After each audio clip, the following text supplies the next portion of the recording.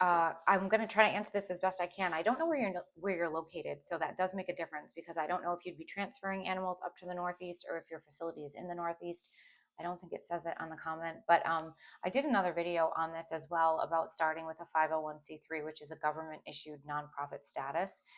So if you're just getting started in the nonprofit world and you want to open a facility or you want to start even a foster based program, from my perspective, the best place to start is a 501c3. It's an online application process. You can actually do it yourself now, especially with ChatGPT. It makes it really, really simple. But you would want to start with a 501c3 nonprofit status. You would also want to look into your local laws. If you're opening a boarding facility already, I'm sure that you've had to do your research on that.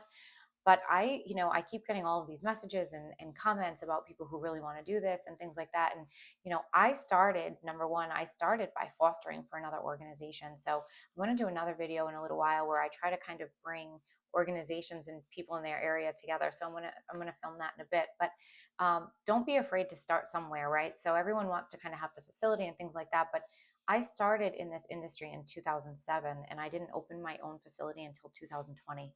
So I definitely had to pay my dues and kind of work my way up in the chain, put in the time, put in the effort, raise the money, save, and do all the things to get to where I was in 2020. But I started in the industry in 2007, and I fostered for an organization for 5 years. Learned a lot about the industry, learned a lot about laws, how it all worked. 2012, I started my own nonprofit as the New England Humane Society. It was foster based from 2012 for 8 years to 2020. So, don't be afraid to start small and just make because every little bit helps. Every dog you foster makes a difference. Every time you volunteer at an organization, it makes a difference. So, definitely start with an organization local to you, whether it's an animal shelter, whether it's a rescue.